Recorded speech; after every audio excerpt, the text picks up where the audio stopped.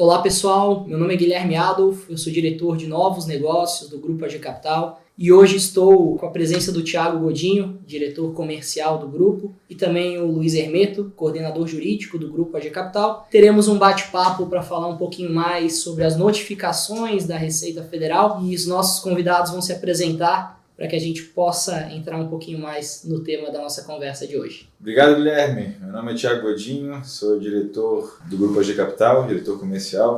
Vim passar um pouquinho das percepções dos clientes, com relação a essa questão das notificações.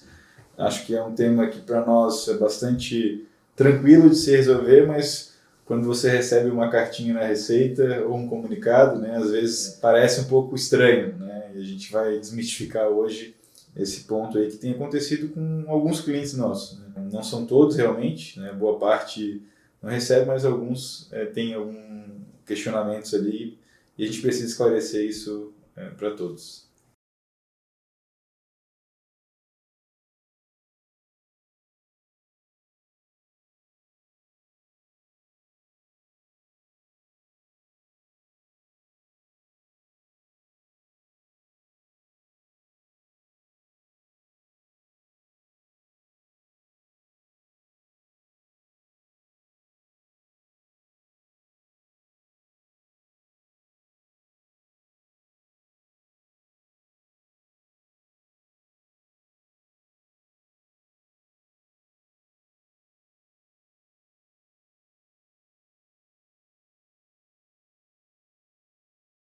Legal. Excelente, pessoal. Então, indo para o primeiro tópico que envolve essas notificações, muitos dos contribuintes possuem dúvidas entre a diferença de notificação e autuação. Tiago, Luiz, fiquem à vontade em comentar um pouquinho mais sobre essas diferenças para que a gente possa já ir desmistificando quando uma empresa ela é notificada e quando uma empresa ela é autuada.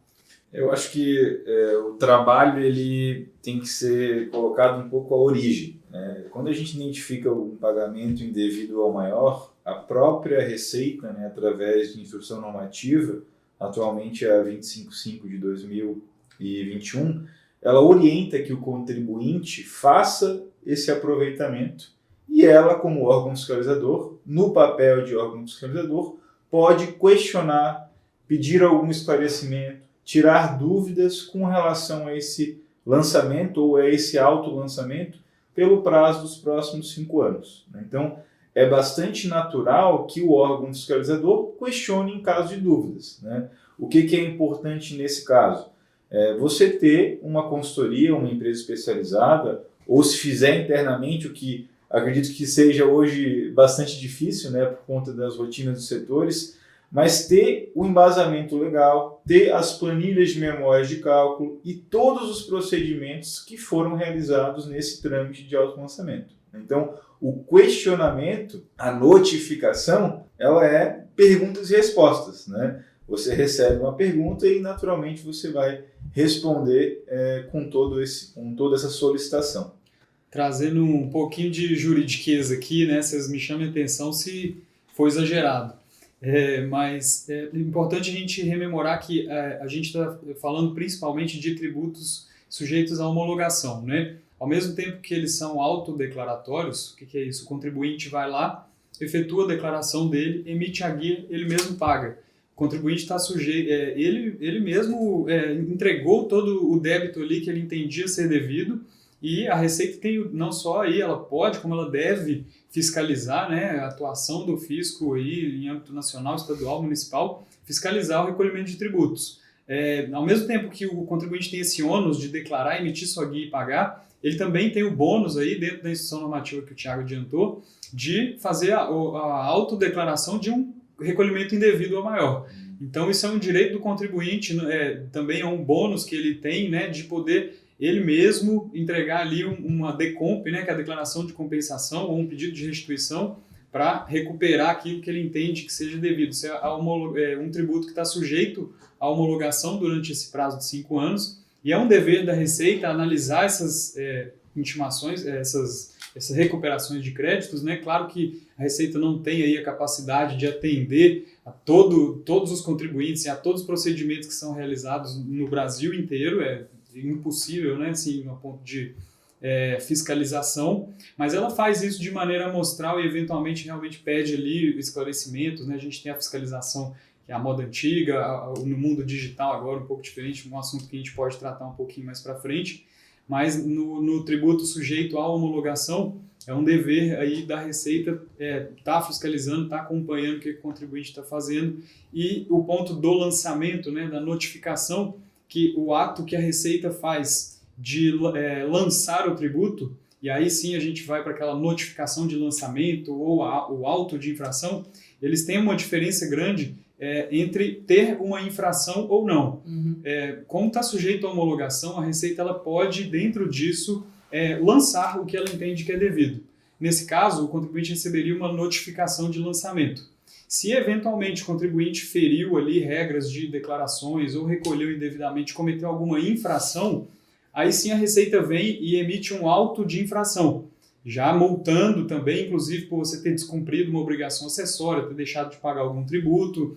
Então, a notificação de lançamento está relacionada a um lançamento que a Receita está fazendo de um tributo sujeito à homologação. Uhum. Você deixou de declarar, você deixou de pagar, não tem nenhuma infração no que o contribuinte fez, né? A gente tem o ônus de declarar e a gente tem o direito de errar também de vez em quando. Então, tem ali os juros e a multa que a gente tem que pagar, mas a gente não está cometendo uma infração, ao contrário de você burlar algum procedimento e sofrer ali um auto de infração, aí sim a Receita vem imputando você que você cometeu um ato ali que tá definitivamente errado, né? E ela vem aí com penas um pouco mais severas. Entendi. Então, a gente pode presumir, né, que por lei, em questão temporal, vem primeiro uma notificação, que é um questionamento sobre qualquer tipo de movimento tributário realizado, para uma eventual autuação, caso essa notificação não seja esclarecida. Existe algum tipo de porte ou tipo de recuperação feita que chame mais atenção para realizar essas notificações ou eventualmente autuações? E como é que funcionam essas notificações? Elas chegam por correio, eletronicamente? Como é que funciona hoje em dia isso? A gente viveu, né, aí eras, pelo menos a nossa geração, eras de muito processo físico, muito procedimento manual. Eu, pelo menos, já acompanhei fiscalização que o fiscal sentava na mesma mesa e a gente batia planilha juntos, dizendo, o fiscal, não, disso aqui eu discordo, disso aqui eu concordo e tal. Era, antigamente, há poucos anos atrás, era pré-pandemia, né? Pré-pandemia ainda, né? A gente está aí numa era digital evoluindo muito rápido. Então, antigamente, a notificação de lançamento ou a fiscalização em si, uma notificação, ou um pedido de esclarecimento, muitas vezes era feito até por telefone, né? O fiscal ligava para a empresa, queria saber quem que era o responsável tributário, queria receber as informações, era muito informal. Dependendo do grau de formalidade que isso demandava, enviava por correio. Mas agora a gente está entrando numa era muito digital. Claro, a Receita tem que acompanhar essa evolução também, senão ela não tem capacidade de fiscalizar os contribuintes, né? Hoje a Receita já tem sistematizado e utilizado muito da tecnologia, assim como os contribuintes também, né? A gente, inclusive aqui, a gente utiliza, né, otimiza o nosso trabalho com tecnologia. A Receita também tem buscado esses meios para conseguir atender a demanda que ela deve, né? Hoje, o maior problema dos contribuintes tem sido ali controlar as notificações eletrônicas que ela recebe, que as empresas recebem via ECAC, via caixa postal mesmo. Muitas vezes ali tem uma exclamação chamando atenção, mas nunca foi a cultura das empresas de ficar atento a isso, porque ela recebia uma ligação do fiscal, ela recebia uma carta com AR que dificilmente era extraviado. Hoje já é muito mais delicado, porque um clique já dá a ciência da notificação ali na caixa postal, e isso pode configurar abertura de prazo para apresentar os esclarecimentos ou para fazer alguma defesa, algum recurso, e se perder prazo, né, prazo de processo administrativo, assim como judicial, não tem volta mais, não tem como recuperar esse prazo ou pedir para estender alguma coisa, não tem como você conversar com o fiscal, porque as coisas estão muito robóticas. A questão também de chamar a atenção, né, algo que a gente ouve muito dos clientes, que eles pensam, né, eu vou receber aqui algum tipo de questionamento, ou vou chamar mais atenção se eu aproveitar um volume maior de oportunidade tributária.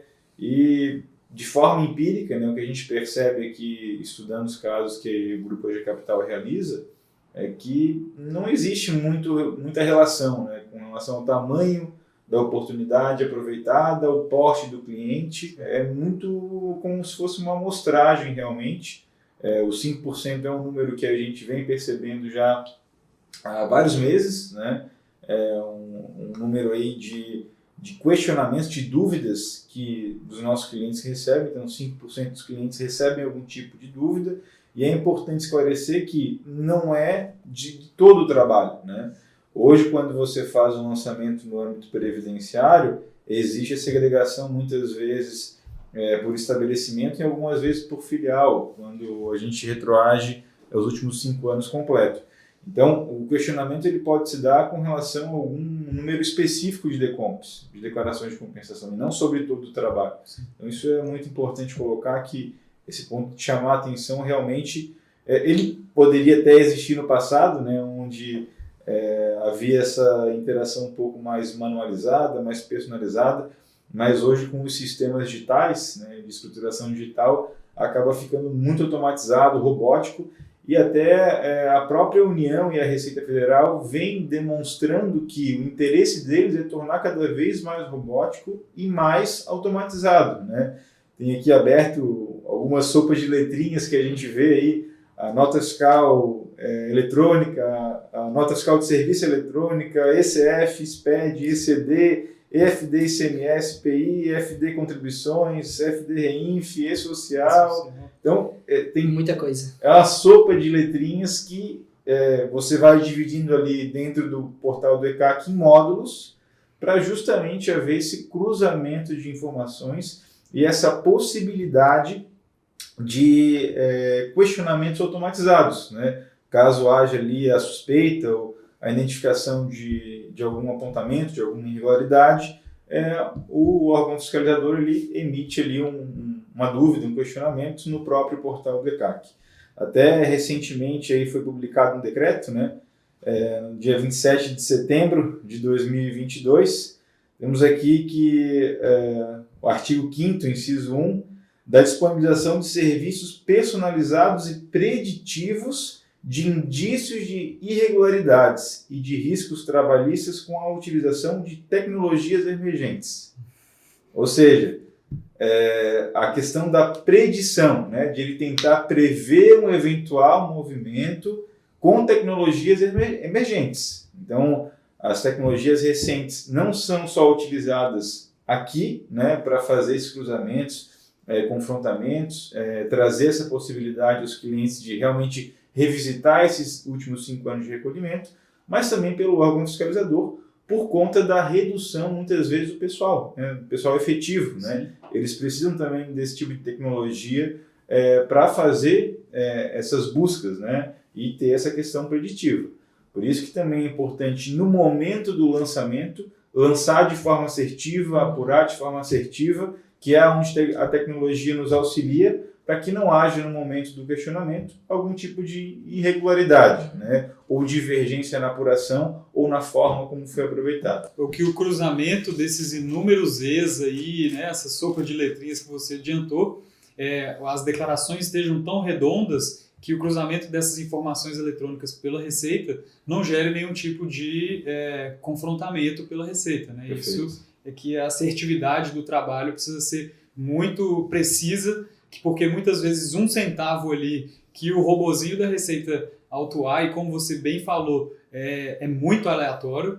A gente aqui não identificou padrões de atuação sistematizados, né, da Receita, então o movimento está realmente aleatório. Eu diria que até um pouco mais emburrecido, porque se tinha um fiscal inteligente que estava ali olhando com cuidado cada linha da planilha, hoje o robô está disparando qualquer tipo de irregularidade de 1 centavo que seja.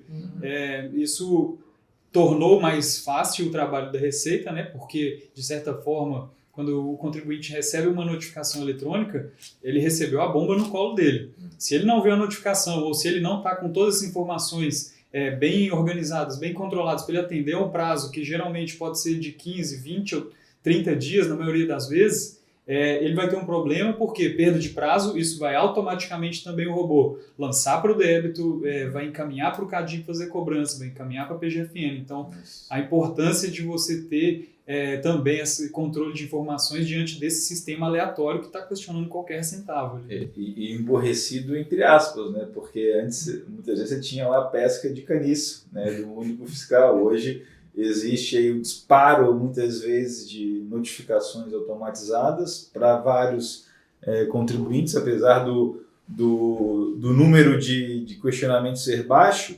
Eu tenho aqui um outro dado, né? Que só em 2021, em compensações tributárias, e aí de todas as naturezas, né, não só previdenciária, PIS/COFINS, imposto de renda, contribuição social, foram 216 bilhões de reais. E se a gente pegar uma comparação do aumento referente ao ano anterior, é um aumento de 14,4%. Isso, claro, em função das bases terem aumentado por conta desse período inflacionário, mas também por um interesse maior das empresas em épocas de crise em entender soluções alternativas para a melhoria de fluxo de caixa, né? Se for colocar em termos percentuais de PIB, é 2,5% do PIB.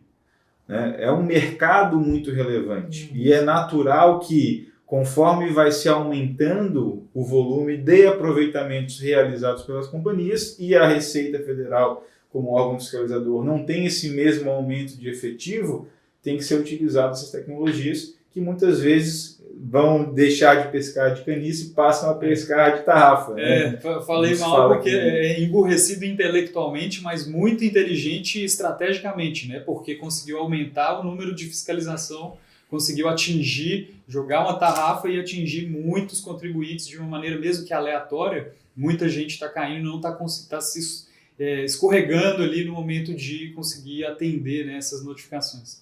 Luiz, como que é o atendimento aí, desse quantitativo? Apesar de ser baixo, né, ainda assim gera uma demanda mensal aí por parte do setor jurídico aí do Grupo EG Capital. A gente tem conseguido aí, você responsável pela área jurídica, tem conseguido atender todos os questionamentos? 100%, né? Assim, o volume maior que a gente observou vem de um ano para cá.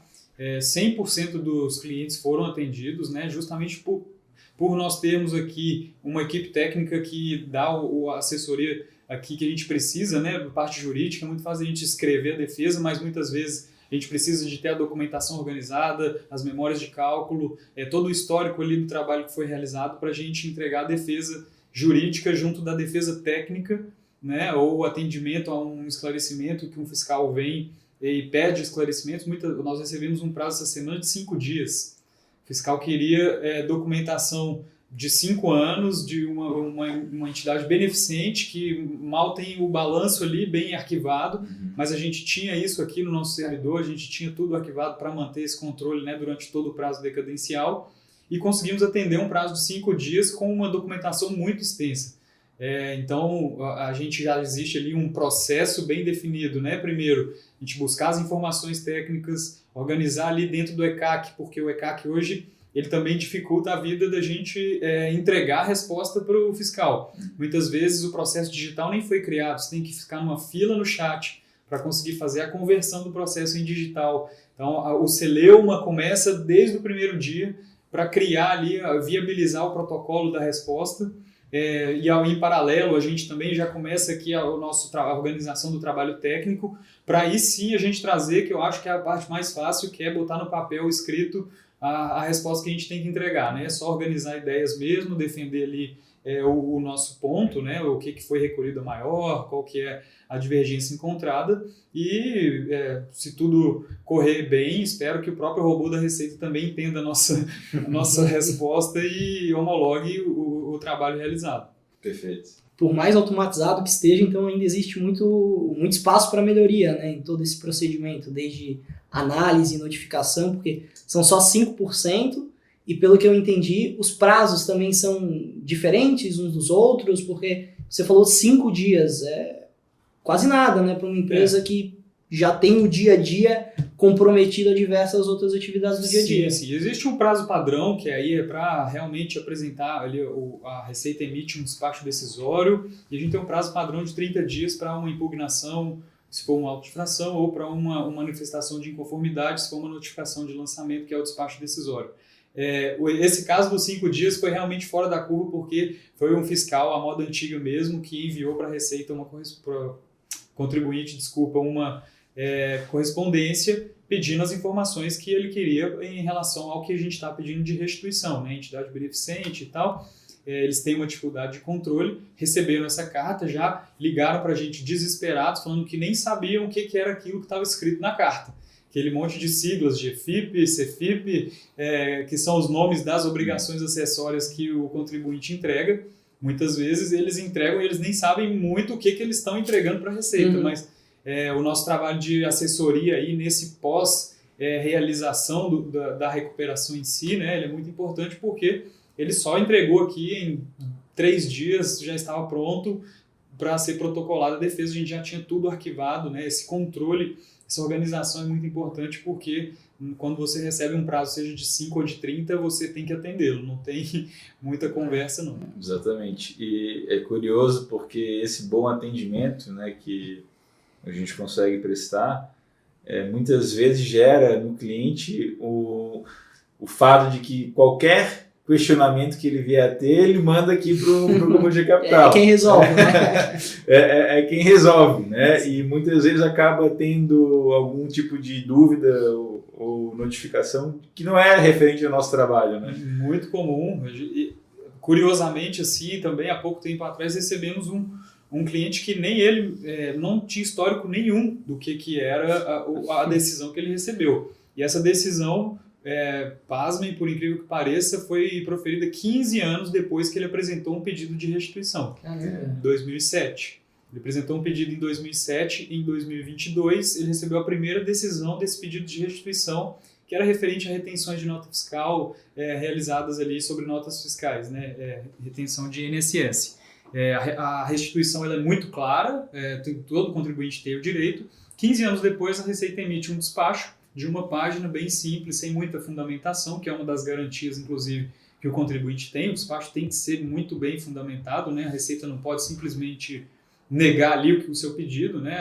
O direito à ampla defesa, contraditório, por mais clichê que seja, constitucional, ele tem que ser respeitado. E o cliente vem nos trazer assim, um processo administrativo que nem ele tinha conhecimento que existia. Era um pedido de restituição de aproximadamente R$300 mil, que nem ele sabia a origem. Mas a gente também, com o nosso know-how aqui, conseguimos aprofundar ali dentro do próprio ECAC, né, do sistema da Receita, das declarações que o contribuinte nos enviou, identificar a origem. Foi um desafio realmente por causa do tempo, né, e da falta de histórico e materiais. As notas fiscais, por exemplo, de prestação de serviço já tinham sido incinerados, né, esses documentos de 15 anos atrás. Mas dentro do processo digital que a gente conseguiu acesso, era uma filial extinta, todo esse auxílio, essa assessoria que a gente conseguiu direcionar ali, a gente cavucou esse histórico, identificou toda a origem desse problema e conseguimos atendê-lo mesmo que não tivesse relacionado ao nosso trabalho, né? A gente nunca deixa um cliente na mão, ele vem com uma dúvida, se tiver ao nosso alcance também, a gente traz a solução, e nesse caso a gente conseguiu aí talvez solucionar um problema que ele nem sabia do que se tratava. E mais um fato curioso, né? Porque 15 anos depois, né, se a gente fosse cumprir de fato o que está dizendo a legislação, esse tipo de decisão já deveria ter vindo com uma homologação tácita. Sim. Né? Porque ultrapassado o prazo dos 5 anos, não analisado, o direito do contribuinte ele também vale como algo que está pré-estabelecido, né? Esse poderia até ter sido um ponto da defesa. Geralmente eles gostam de coisas tácitas em favor da Receita, né? Mas quando é contrário ao contribuinte, o objetivo é dificultar mesmo.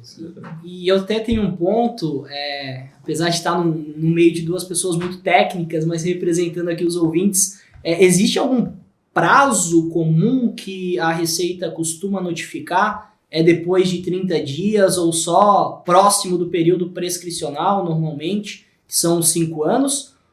Ou é algo meio que amostral ou até aleatório, essa questão de tempo? Esse aspecto temporal também é um desafio para a gente entender, né?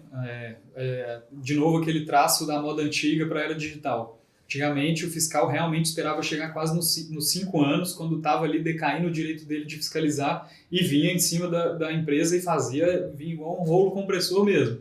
Fazia aquela limpeza de todas as declarações. O que a gente tem observado hoje é períodos após o ato que o contribuinte exerceu, né? Por exemplo, fizemos uma compensação ou um pedido de restituição em determinado mês. No mês seguinte, se houver alguma inconsistência, a Receita pisca red lights, né? Avisos que nós chamamos de análises preliminares, a Receita chama de análises preliminares, indicando que há alguma inconsistência ali entre o cruzamento de dados que foi realizado.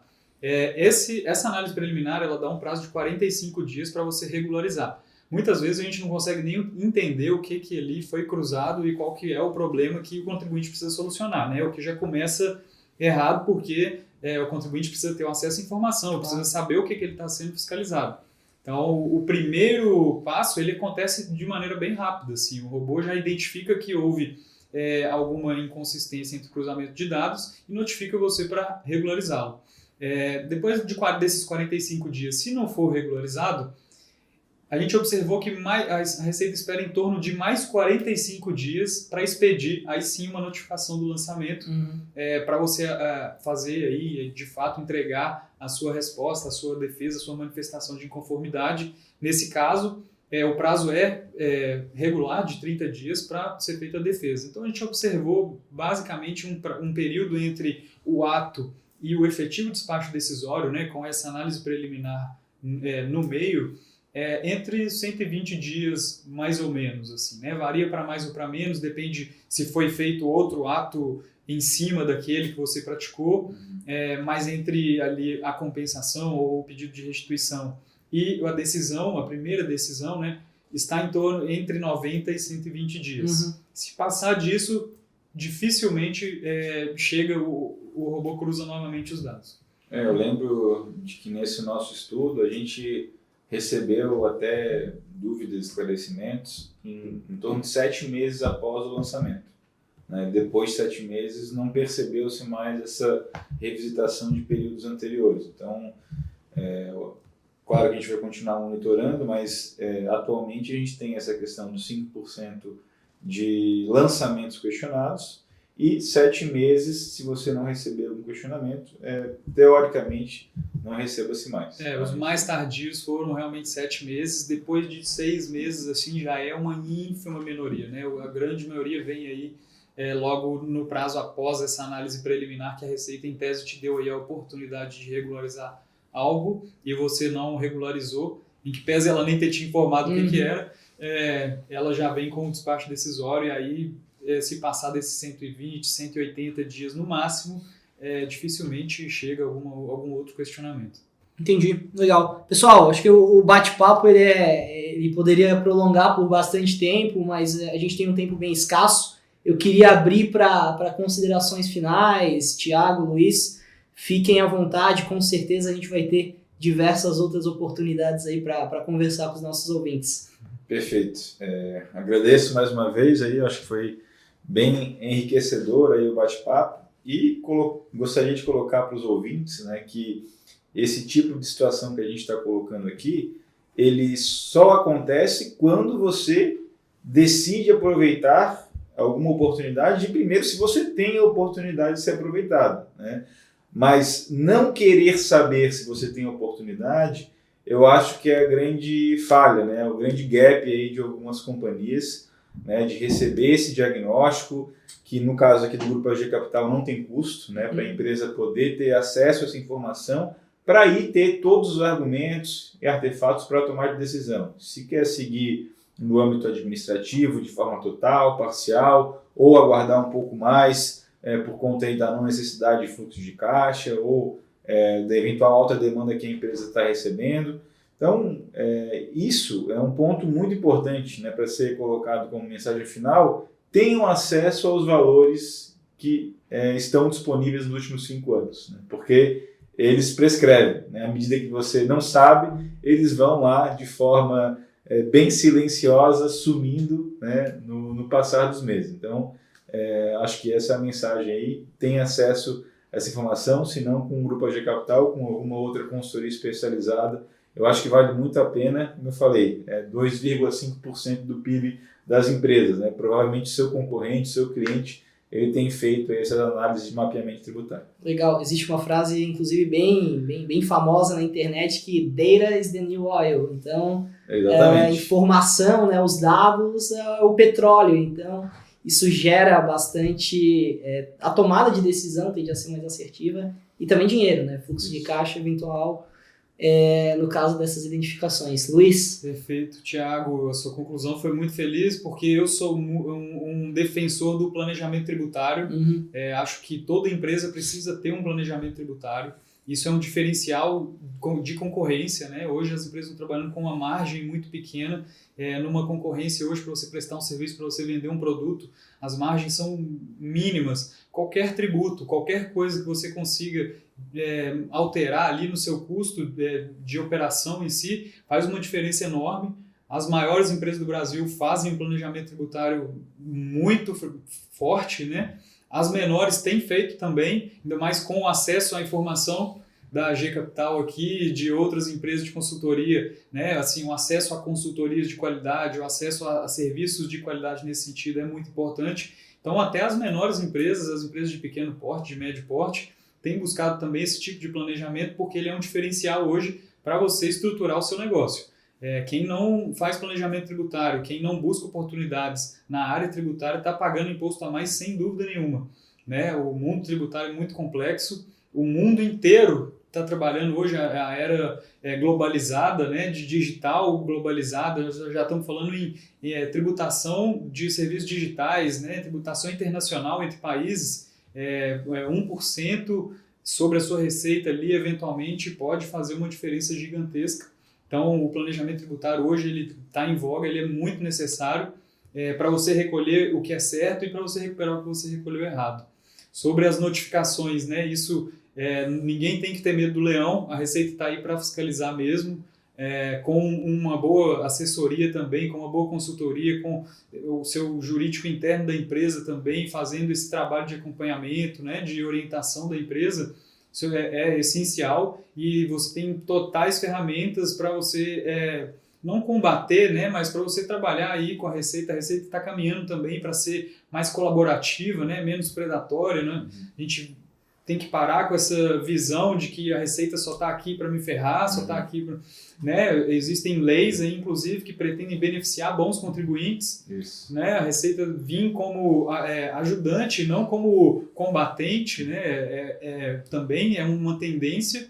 Então, uma notificação, uma comunicação com a Receita não precisa ser tratada com medo, e sim com seriedade, com organização, com boas informações. Tem tudo para dar certo e para ser um diferencial aí para o negócio, né, da empresa dentro do mercado.